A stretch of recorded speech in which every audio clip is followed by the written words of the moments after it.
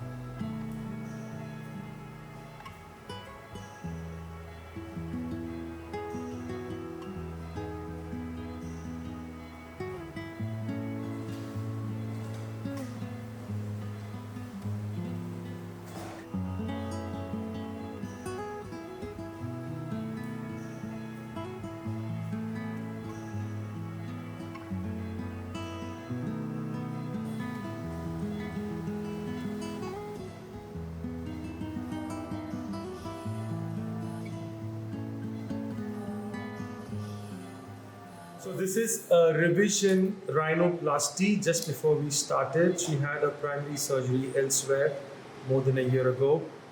And this is the correction. So we've done work on the tip, radix, dorsum. We've made this nose look as natural as possible. And you can see there was some depression. We're going to show you the side view. There you can again appreciate the huge improvement in the shape, projection of the tip.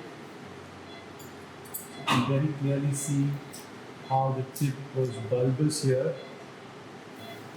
in this view, and now you see that's being defined. She's thick skin, but you can see that there's been huge improvement.